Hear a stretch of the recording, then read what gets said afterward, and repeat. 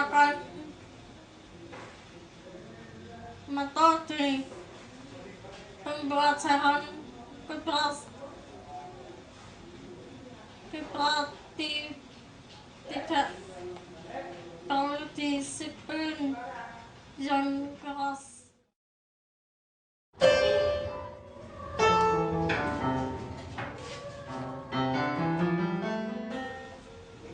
Semua peserta didik diberi kesempatan mengekspresikan diri.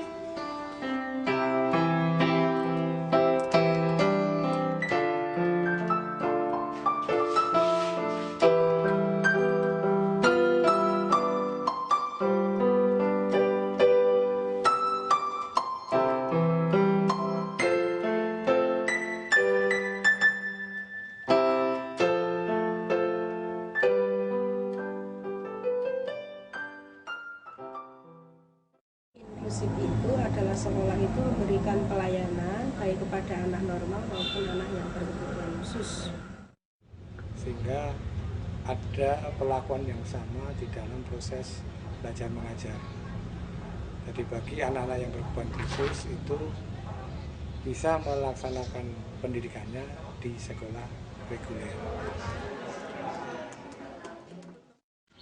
Dan itu oleh pemerintah memang sudah dijamin bahwa sekolah negeri umum ini juga harus tetap bisa menerima anak-anak yang bermasalah seperti itu.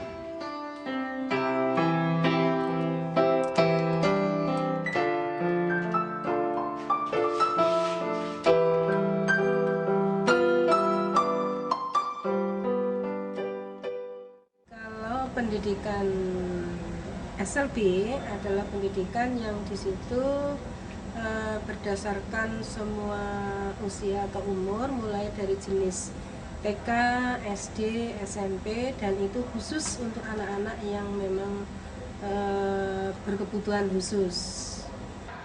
Sesuai dengan ketunaannya, kan ada dulu sementara ada SLB untuk anak tunanetra, SLB untuk anak tunarungu, untuk anak tunagrahita, tunadaksa, dan tunalaras, dan seterusnya. Tapi kalau inklusi itu sementara belum bisa untuk yang semua berkebutuhan khusus.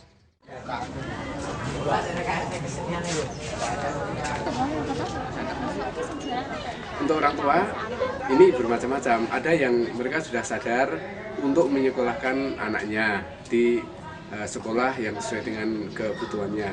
Tapi ada juga sekolah yang masih malu kalau menyekolahkan anaknya di sekolah luar biasa atau di sekolah umum.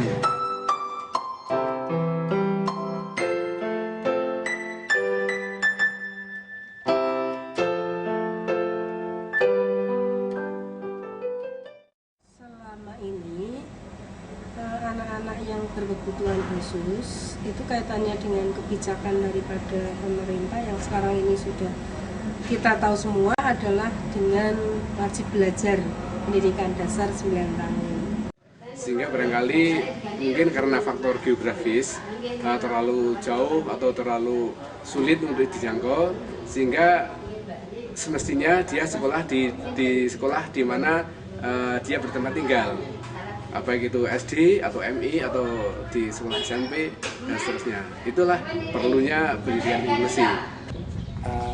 Bahwa mereka bisa mengikuti di sekolah reguler ya harus kita akomodir. Jadi juga untuk menghilangkan image bahwa sekolah mereka itu harus masuk di SLB, padahal mereka bisa masuk di sekolah reguler. Kalau mereka terus sekolah di SLB hanya bergaul dengan lingkungan anak-anak teman komunitasnya ya sama SLB. Untuk nanti untuk keluar mereka kurang pengalaman. Jadi untuk menambah wawasan, menambah pengalaman dan ya lingkungan yang lebih luas itu mereka perlu sekali sekolah di sekolah inklusi.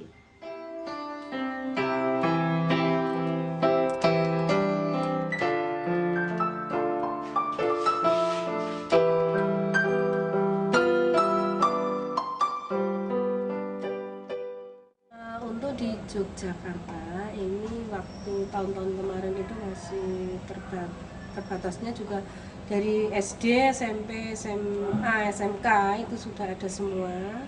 Walaupun jumlahnya belum banyak, itu sekitar 70-an sekolah inklusi.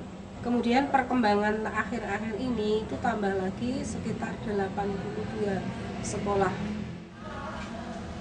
Ya. Pendidikan luar sekolah, pendidikan luar biasa. Harus kita beri pelatihan pengawas dan guru memang nanti akan kita arahkan untuk diberi pelatihan. Jadi guru bantu tadi nggak masuk kelas, dia hanya sebagai pembimbing.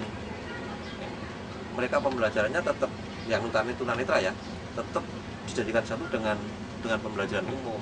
Nah ini yang mengganggu saya katakan, karena dalam menulis kan pakai braille, sehingga guru menerangkan kan suara tak tok itu kan jelas. Nah ini kadang-kadang ya juga mengganggu yang konsentrasi yang lainnya. Ya, itulah yang udah dilakukan. Oleh karena itu juga kita akan membatasi tidak semua sekolah nanti inklusi.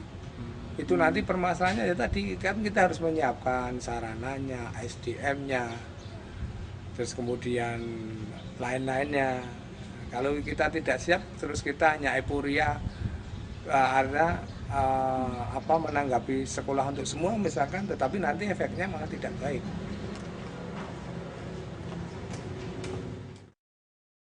Beberapa hal fasilitas yang diberikan kepada anak-anak atau sekolah yang inklusif. Pertama, adanya bantuan atau berupa blok grant dana ke sekolah-sekolah inklusif. Untuk dana itu biar dilaksanakan oleh sekolah untuk memenuhi kebutuhan-kebutuhan itu. Kita mendapatkan satu guru khusus ya dari itu, Pak Badi itu.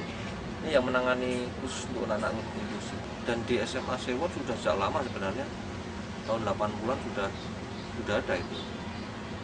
Cuman bantuan untuk peralatan secara nyata memang baru akhir-akhir. Untuk buku paket kami kira belum begitu ya Mas, karena kalau kami seperti belajar di kelas itu untuk anak yang seperti Dian itu tadi, mereka kesusahan sekali. Keterbatasan untuk sarana, misalnya mau membuat buku yang braille itu kan harus ada alat-alat khusus, kertasnya juga khusus. Nah di situ kita sudah dapat komputer braille. Sementara printnya juga sudah ada, tapi karena ada yang nggak bisa di connect itu, karena ada kabel yang tidak bisa connect gitu atau gimana itu, terus ini belum bisa difungsikan.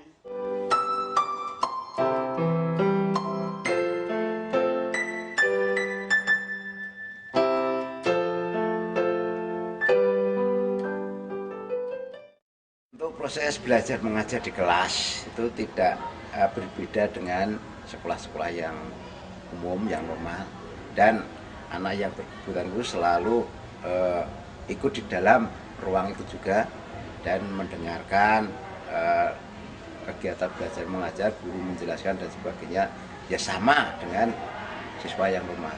Ulangan itu nanti kalau tidak gurunya yang mendiktekan, itu nanti teman sebangku Dian, teman dekat Dian itu nanti mendiktekan. Yaitu fungsinya lebih. Kadang Dian tuh pernah cerita sama saya kalau dia tuh sulit ngikutin pelajaran matematika karena kan gurunya terlalu cepat meneranginya. Kalau ya saya sendiri anak yang normal pun kadang kurang bisa nangkep pelajaran kalau soal matematika karena emang gurunya emang terlalu cepat. Kemudian untuk ulangan juga nanti kalau ulangannya banyak soalnya itu kan jelas waktunya tidak cukup untuk mendiktekan. Kalau seandainya ulangan kemudian saya mendiktekan terus Dian, yang lain jelas contek saling kerjasama. Kemudian kalau temannya untuk membantu semacam mendiktekan soal itu dia juga belum ya waktunya itu terbatas waktu itu tadi. Nah kadang ulangan itu saya ambilkan di luar jam.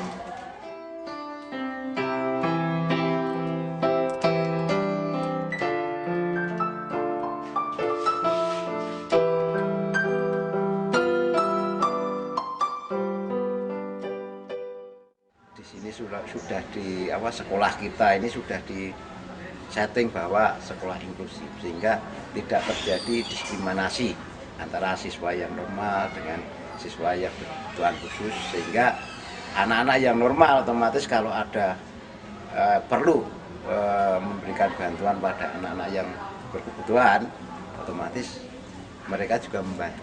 Ya mereka sangat akrab ya, mereka nggak bedain lah.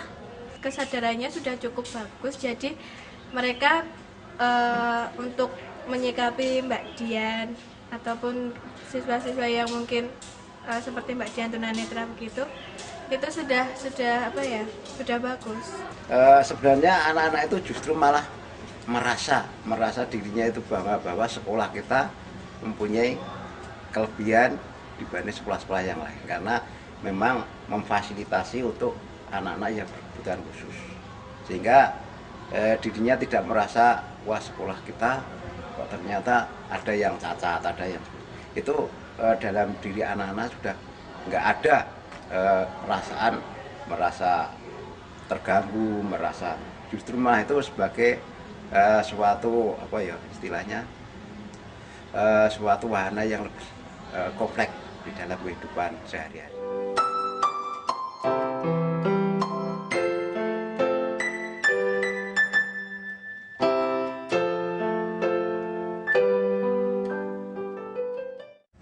Lulusan inklusif itu juga sama dengan sekolah-sekolah yang dengan lulusan siswa yang lain, jadi setara. Kalau itu nanti misalnya Mbak Dian lulus dari SMA Sewon itu mau mendaftar ke perguruan tinggi di mana, itu juga sama haknya, misalnya mau ke UGM, mau NY, itu harusnya sama selama persyaratan untuk masuk ke sana itu memenuhi.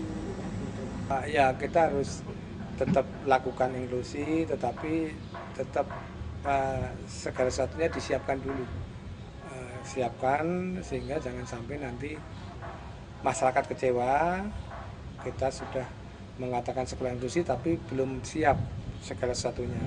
Sebaliknya juga perlu ada sosialisasi kepada masyarakat agar untuk bisa memahami dan bisa mendukung terselenggaranya sekolah inklusi ini.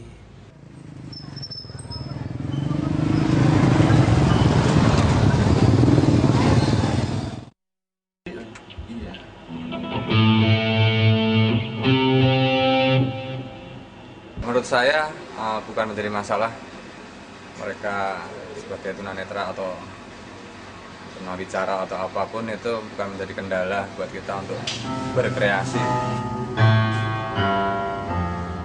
Cintaku kepadamu bukan menjadi kendala buat kita untuk berkreasi. Toh mereka juga sangat ada bakat yang luar biasa untuk dalam bermusik ini. Tak usah kau sesali,